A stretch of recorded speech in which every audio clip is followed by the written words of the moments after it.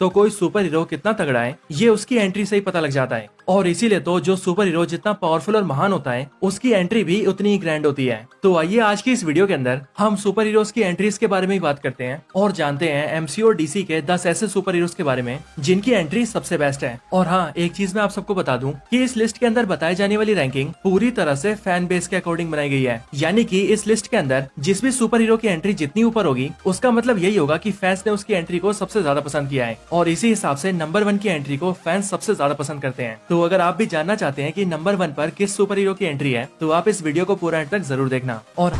Number 10 captain Marvel in Avengers end game. तो captain Marvel MCU के अंदर अब तक सिर्फ 2 मूवीज के अंदर दिखी है। हालांकि वो शैंग-ची मूवी और मिस मार्वल की सीरीज में भी नजर आई है, बट उसका प्रॉपर अपीयरेंस अब तक सिर्फ कैप्टन मार्वल मूवी और एवेंजर्स एंड गेम में ही हुआ है। लेकिन इतने कम बार अपीयर होने के बाद भी कैप्टन मार्वल की सबसे बेस्ट एंट्री होती है एवेंजर्स एंड गेम के फाइनल फाइट सीन के अंदर, जहाँ पर जब थैनोस खुद को बचाने के लिए अपने वॉरशिप से सब पर मिसाइल चलवा देता है, तब उसके बाद ही उस हमले को रोकने के लिए और सुपर हीरोज की मदद करने के लिए वहाँ पर कैप्टन मार्वल आती है और अपनी एंट्री के साथ ही वो थैनोस के उस बड़े से वॉरशिप को एक ही टक्कर में डिस्ट्रॉय कर देती है और उस हमले को देखने के बाद थैनोस के भी होश उड़ जाते हैं। वैसे सही बताऊं तो मार्वल स्टूडियोज ने कैप्टन मार्वल के इस एंट्री को सबसे ग्रैंड बनाने के लिए सारा दम लगा दिया था, लेकिन तब भी एमसीयू के कुछ ऐसे फैंस हैं जिन्होंने उसकी इस एंट्री को पसंद ही नहीं किया था, और वो भी कैप्टन मार्वल की वजह से। बट हाँ, कोई कैप्टन मार्वल को पसंद करे या फिर ना करे, बट वो ये जरूर मानेंगे कि उसकी एवेंजर्स एंड गेम वाली एंट्री सबसे बेहतरीन एंट्रीज में से एक है।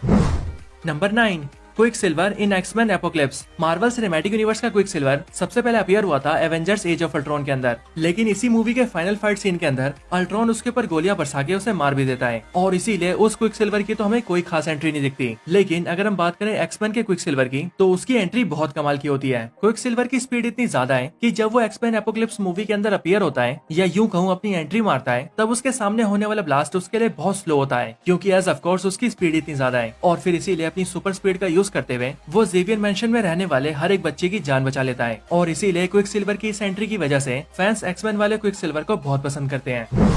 Number 8 Wonder Woman in Batman versus Superman Dawn of Justice. तो Superman versus Batman Dawn of Justice DC Extended Universe की सेकंड मूवी है जो कि रिलीज हुई थी मैन ऑफ स्टील के बाद। और जैसा कि इस मूवी के नाम से पता चल रहा है, वैसे ही इस मूवी के अंदर बैटमैन और सुपरमैन आपस में लड़ते हैं। लेकिन इस मूवी के अंदर ट्विस्ट तब आता है जब सुपरमैन और बैटमैन के सामने डूम्सडे आता है, और वो डूम्सडे लिटरली इतना ज्यादा पावरफुल होता है कि उसके सामने सुपरमैन और बैटमैन दोनों मिलकर भी कुछ नहीं कर पा रहे थे। लेकिन जब उसी फाइट सीन के अंदर डूम्सडे सुपरमैन को ऑलमोस्ट खत्म ही करने जा रहा होता है, तभी वहाँ पर एंट्री होती है वंडर वुमन की, जो कि वहाँ पर आते ही सुपरमैन को बचा लेती है। ये एंट्री वंडर वुमन की डीसीयू के अंदर पहली एंट्री होती है। हालांकि वो दिखती तो पहले भी है, लेकिन प्रॉपर कॉस्ट्यूम में उसका अपीयरेंस यहाँ पर पहली बार होता है, और इसीलिए यहाँ पर इसका बैकग्राउंड म्यूजिक भी चलता है।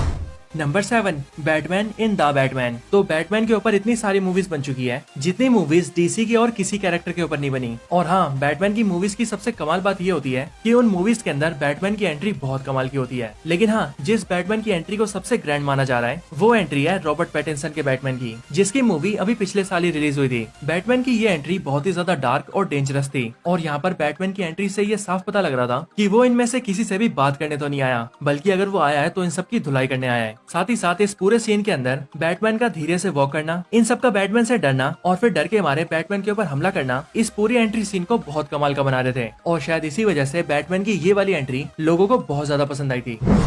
Number 6 captain America in Avengers infinity war. तो कैप्टन अमेरिका एवेंजर्स के लीडर हैं, और लीडर्स की एंट्री हमेशा ही ग्रैंड होती है। हालांकि Captain America Civil War movie तक भी कैप्टन की कोई खास एंट्री नहीं थी, लेकिन ये सिनेरियो पूरी तरह से बदल गया एवेंजर्स इन्फिनिटी वॉर के अंदर, क्योंकि जब इस सीन के अंदर ब्लैक ऑर्डर आर्मी वांडा और विजन के ऊपर भारी पड़ रहे होते हैं और उन दोनों को ऑलमोस्ट खत्म ही करने वाले होते हैं, तभी उस टाइम पर वहाँ पर एंट्री होती है कैप्टन अमेरिका की, जो की उन दोनों के लिए एक उम्मीद बनकर आते हैं। और ये उम्मीद इन दोनों के चेहरों पर दिखती है, क्योंकि जैसे ये दोनों कैप्टन अमेरिका को देखते हैं, वैसे ही वांडा और विजन दोनों ये समझ जाते हैं कि अब उन्हें डरने की कोई जरूरत नहीं है। साथ ही साथ कैप्टन के इस एंट्री सीन के अंदर उनके साथ फैल्कन और ब्लैक विडो भी होते हैं, और ये तीनों ही मिलकर ब्लैक ऑर्डर आर्मी के मेंबर्स की छुट्टी कर देते हैं और इन्हें इतना गिरा गिरा के मारते हैं कि इन सबको यहाँ से भागना पड़ जाता है।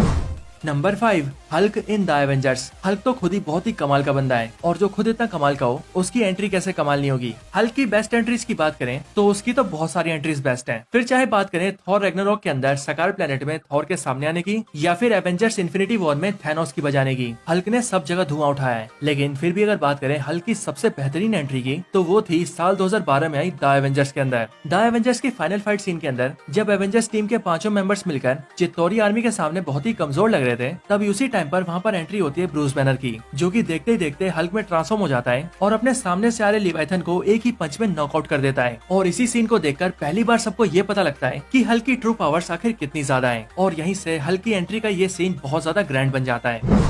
Number 4, Superman in Zack Snyder Justice League and Black Adam. तो सुपरमैन की भी बहुत सारी एंट्रीज कमाल की हैं, लेकिन अगर इसकी भी सबसे कमाल एंट्रीज की बात करें तो वो एंट्रीज हैं जैक स्नाइडर जस्टिस लीग और ब्लैक एडम मूवी से। Zack Snyder Justice League movie के अंदर जब स्टेपनवुल्फ साइबोर्ग के ऊपर अटैक करने जा रहा होता है और बिल्कुल उस पर अटैक कर ही देता है, तभी उस अटैक के होने से पहले ही स्टेपनवुल्फ के वेपन के सामने सुपरमैन आ जाता है, और जब स्टेपनवुल्फ का वो वेपन सुपरमैन पर जा लगता है तब उस अटैक से सुपरमैन हिलता तक नहीं है, और फिर उसके बाद वो स्टेपनवुल्फ की ऐसी धुलाई करता है जैसी स्टेपनवुल्फ ने सोची ना होगी। लेकिन इसके साथ ही सुपरमैन की एक और एंट्री वाला सीन बहुत कमाल का है, और ये एंट्री सीन आता है ब्लैक एडम मूवी के पोस्ट क्रेडिट सीन के अंदर, जहाँ पर जब ब्लैक एडम अमांडा वॉलर्स की स्क्रीन को डिस्ट्रॉय कर देता है, तभी उसके धुएं के हटने के बाद वहाँ पर आता है सुपरमैन, जो कि वहाँ आते ही ब्लैक एडम से कहता है कि उसे उससे बात करनी है। वैसे ये सीन जितना ज्यादा देखने में सिंपल था, डीसी फैंस के लिए ये उतना ही ज्यादा डीप था, क्योंकि ये सीन एक बहुत बड़ा हिंट था सुपरमैन वर्सेस ब्लैक एडम के लिए। लेकिन अब क्योंकि डीसी रिबूट हो चुका है, इसीलिए अभी आने वाले कई सालों तक हमें फाइट बिल्कुल नहीं दिख सकती।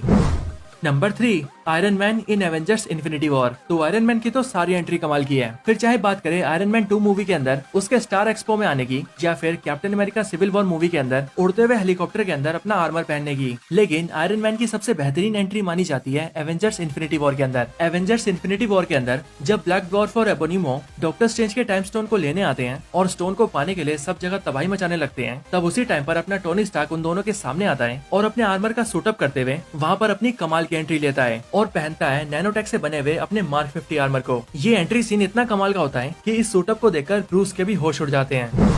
Number 2, Thor in Avengers infinity war. तो एवेंजर्स इन्फिनिटी वॉर के अंदर कई सारे सुपर हीरोज ने अपनी सबसे बेहतरीन एंट्री ली थी, लेकिन इन सब में से भी जिस सुपर हीरो की एंट्री सबसे ग्रैंड थी वो था अपना तूफान का नेता थॉर। इस मूवी के अंदर थॉर के पास कोई वेपन नहीं होता, और इसीलिए थैनोस को मारने के लिए वो अपने लिए स्टॉर्म ब्रेकर जैसे वेपन को क्रिएट करवाता है, और फिर जब उसका वेपन क्रिएट हो जाता है तब उसकी मदद से बाइफ्रोस्ट खोलकर वो सीधा वकांडा में एंट्री मारता है, और अपनी एंट्री के साथ ही वो कई सैकड़ों आउटराइडर्स को जान से मार देता है। और थॉर की एंट्री इतनी कमाल की होती है कि वहाँ बैटलफील्ड के अंदर भी सबके होश उड़ जाते हैं, और जो इस सीन को थिएटर्स में देख रहे थे उनके मुंह से तो उनकी चीखें निकल जाती हैं। इस टाइम पर थॉर अपने सबसे पावरफुल फॉर्म में होता है, और इसी वजह से आगे चलकर जब थॉर अपने स्टॉर्म ब्रेकर से थैनोस पर वार करता है, तब थैनोस 6 इन्फिनिटी स्टोन्स की कंबाइंड पावर्स का यूज करके भी उस अटैक को रोक नहीं पाता, और थॉर का स्टॉर्म ब्रेकर सीधा थैनोस की छाती में जा घुसता है।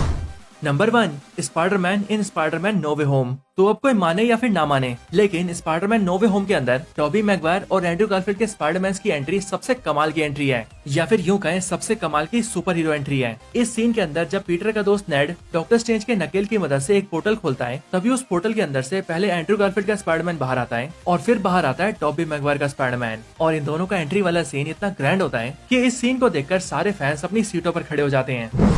तो दोस्तों यही थी वीडियो